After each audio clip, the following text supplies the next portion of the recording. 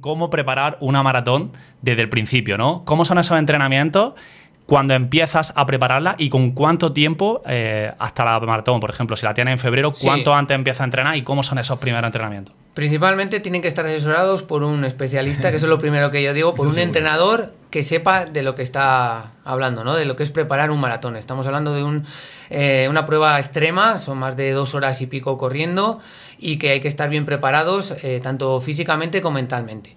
Entonces eso es lo primero, yo lo que siempre digo, tener una buena persona que te lleve la preparación. A partir de ahí yo recomiendo entre 12 y 16 semanas de preparación.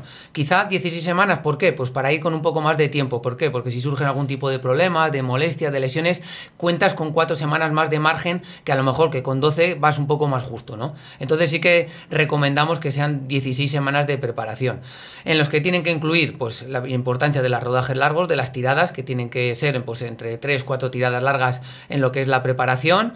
Luego el trabajo de fuerza, que eso es fundamental, un trabajo de fuerza semanal durante todas esas 12-16 semanas, porque hay que incidir mucho en eso para tanto como prevención como mejora también de la fuerza, ¿no? Y luego pues el trabajo, como bien he dicho, de ritmos, de series. Eso es lo que te va a poner fino, lo que te va a afinar. El trabajo de series va a depender un poco también del tipo de atleta, de persona, si es más experimentado, si no. Y ese trabajo pues de series puede rondar entre las series de 1000 metros hasta series de 5000 y 6000. En el caso pues cuando se vaya acercando más el trabajo de maratón, ¿no? Más específico. Quizá cuando trabajamos 16 semanas, las 4 primeras semanas es un trabajo de aeróbico, de base aeróbica, de trabajo de cuestas, un poco de introducción para que el atleta vaya cogiendo esa base, vaya cogiendo esa fuerza y luego ya sean esas 12 semanas más específicas. Vale. ¿Cómo varían las series? Has dicho de 1000 a 5000. Imagino que varían en volumen y en intensidad, ¿no? Sí. Al principio mucho volumen y poca intensidad y al final de toda la preparación más intensidad y menos volumen. Efectivamente, al principio es eso, son series de mayor volumen a menos intensidad y a medida que se va acercando la maratón, pues eso, prima más por la intensidad y poco volumen, ¿no? Lo que se llama del tapering, las 2 últimas semanas, pero sí que es cierto que al principio, entre la semana 4 y la 12, ahí es la máxima pico de volumen, entonces ahí hay que incidir mucho en el acumular kilómetros lo máximos posibles y luego también con series específicas, pero sí que es verdad que con una intensidad relativa, ¿no? Sin abusar mucho de la intensidad, ¿no? Luego ya cuando se vaya a esa fase de afinación y de tapering, ahí apretaremos un poco más para que el cuerpo ya sepa lo que se va a enfrentar, sobre todo en cuanto a ritmo, ¿no? Pero sí que es cierto que tienes que tener como 8 semanas de un pico máximo de volumen y ahí es donde se hace pues el mayor trabajo, el más duro, el más desagradecido, pero que luego es el que te va a aportar para rendir al 100% en el maratón.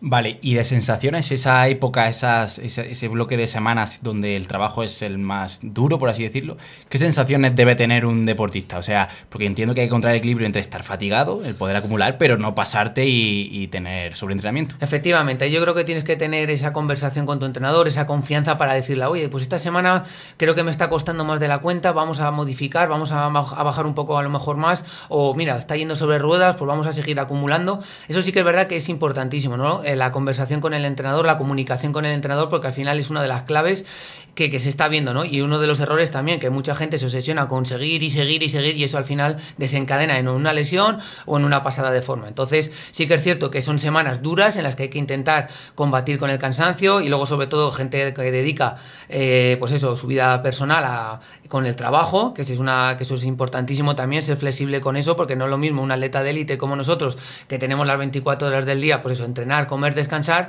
que no un atleta popular que tiene que conciliarlo con vida familiar, vida laboral y vida de entrenamiento. Entonces eso también es algo que recalcamos, ¿no? Que no se puede comparar un atleta de élite con un atleta popular en cuanto a volumen de kilómetros. Eso es algo que también estamos haciendo y que está funcionando muy bien, que yo creo que al final prima más el menos es más, que más es mejor, ¿no? Entonces eso es importantísimo, pero sí que es verdad que esas semanas pues hay que saber que son entrenamientos que nos vamos a encontrar a lo mejor un pelín más cansados, pero que luego a la larga nos va a venir bien para correr el maratón.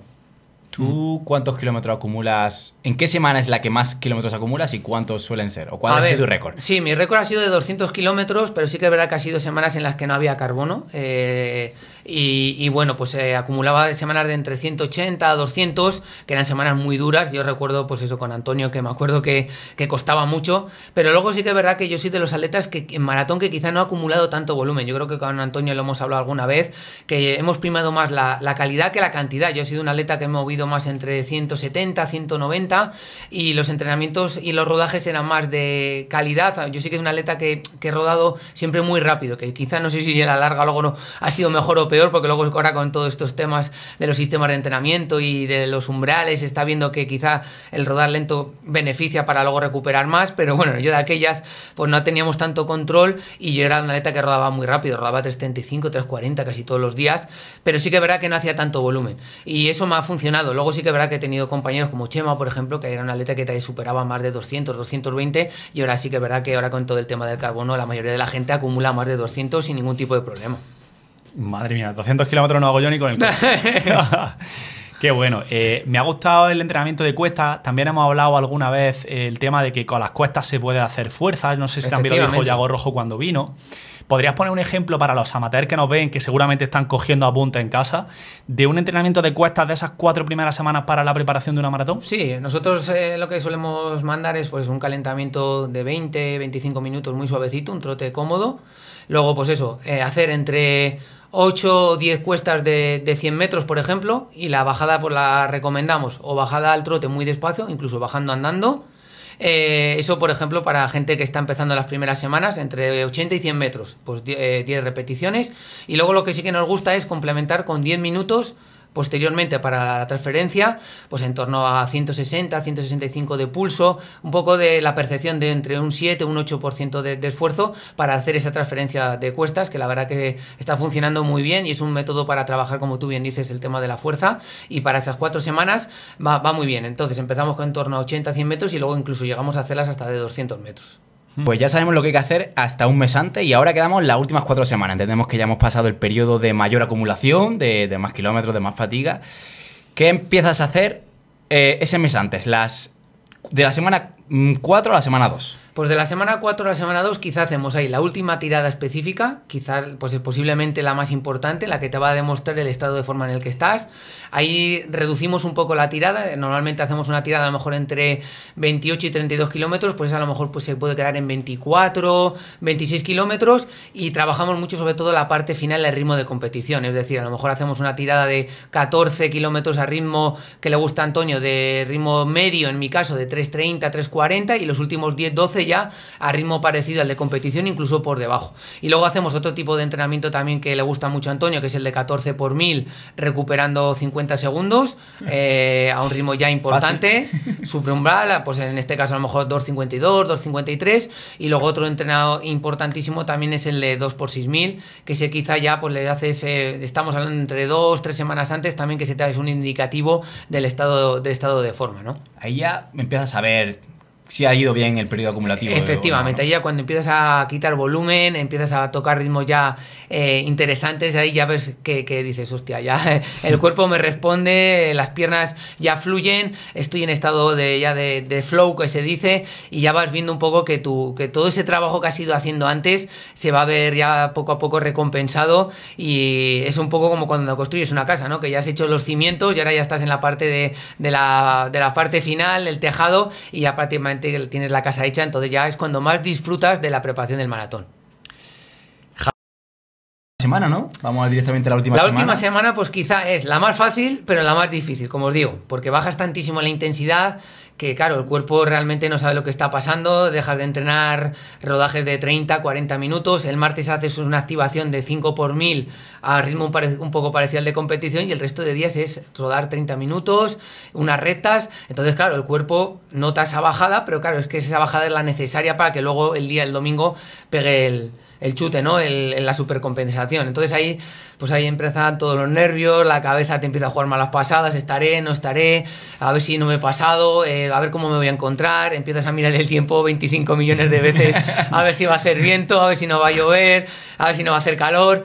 ahí ya entra un juego psicológico brutal en el que tienes que tener ese equilibrio, trabajar mentalmente, que eso es algo fundamental, que yo he trabajado mucho. Desde el 2011 que trabajé con mi psicólogo, con Pedro Luis Gómez, ahí en Segovia, trabajábamos todo lo que podíamos controlar, porque eso es algo que es fundamental, el tiempo no se puede controlar. Entonces todo lo que se puede controlar lo trabajábamos para que el día D a la hora H estaba todo en la cabeza, ¿no? Tanto trabajo de visualización, del calentamiento, de las horas antes, la noche de antes. Entonces sí que es verdad que eso es algo que es importante porque te vas anticipando, ¿no?, a lo que va sucediendo y sobre todo pues tu cabeza sabe gestionarlo, porque sí que es verdad que hay momentos en los que como no lo tengas controlado, pues la cabeza te puede jugar una mala pasada.